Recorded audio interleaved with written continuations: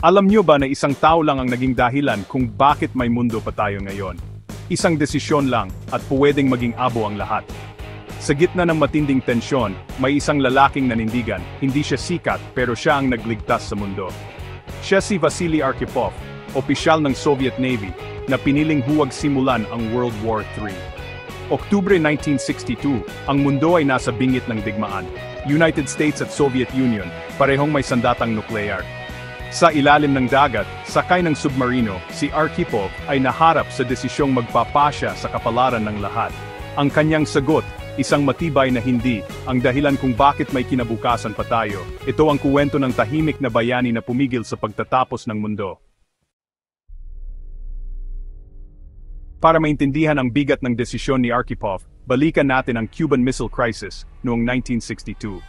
United States at Soviet Union, parehong superpowers, nagbabantaan sa gitna ng Cold War. Natuklasan ng Amerika na may nuclear missiles ang Soviet Union sa Cuba, isang direktang banta. Nagdeklara si President Kennedy ng naval blockade. Ang mundo ay huminto, nag-abang ng susunod na mangyayari.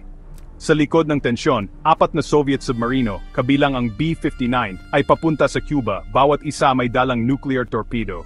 Ang utos gamitin ang sandata kung sa tingin nila ay nagsimula na ang giyera. Walang komunikasyon mula sa labas, ang mundo ng mga tripulante ay limitado sa loob ng submarino. Isang maling hakbang lang, pwedeng magwakas ang lahat. Sa loob ng B-59, para kang nasa oven. Mahigit 60 degrees Celsius, walang maayos na hangin at gutom ang mga tripulante. Wala silang balita mula sa Moscow, puro kaba at takot ang nararamdaman.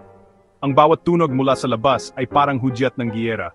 Isang araw, napaligiran sila ng US Navy at binumbahan ng practice depth charges.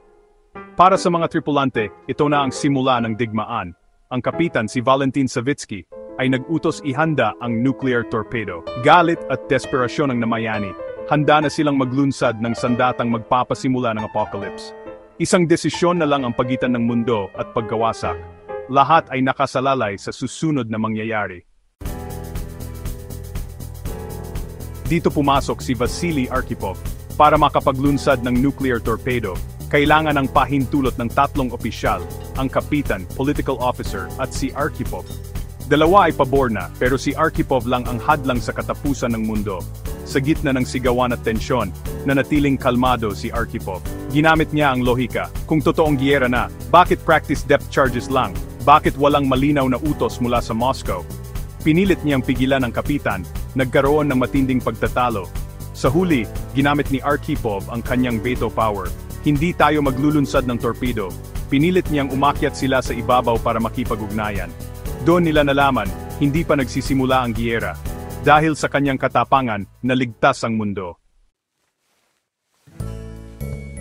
Paano kung hindi tumutol si Arkhipov?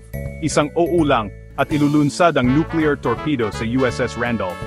Libu-libong sundalo ang mamamatay, at tiyak na maghihiganti ang Amerika. Magsisimula ang palitan ng nuclear bombs, mutually assured destruction. Milyon-milyon ang mamamatay, mga syudad ay magiging abo, at maghahari ang nuclear winter. Ang sibilisasyon ay babagsak, at ang mundo ay magiging madilim at mapanganib. Lahat ng ito dahil lang sa isang maling desisyon sa loob ng submarino. Ang pagtanggi ni Arkhipov ay nagligtas hindi lang sa kanyang mga kasama, kundi sa buong sangkatauhan. Isang simpleng hindi ang nagbigay ng panibagong buhay sa mundo.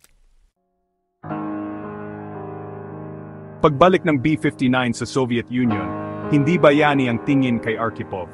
Bagkus, kahihiyan.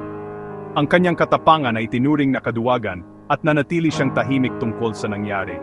Nagpatuloy siya sa serbisyo, naging Vice Admiral, ngunit hindi ipinagmalaki ang kanyang ginawa.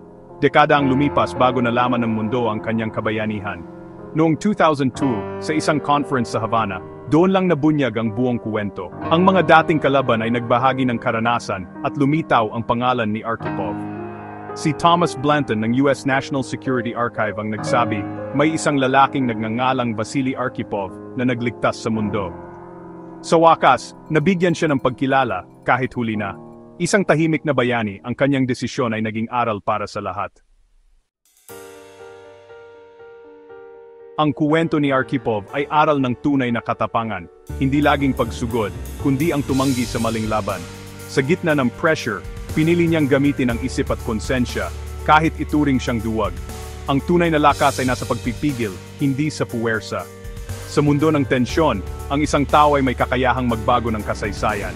Ang kabayanihan ay hindi tungkol sa kasikatan, kundi sa paggawa ng tama kahit walang nakakakita. Dahil sa kanyang hindi, nabigyan tayo ng pagkakataong mamuhay at umasa. Aha, ganun pala iyon. Isang desisyon, isang bayani, isang mundo ang naligtas.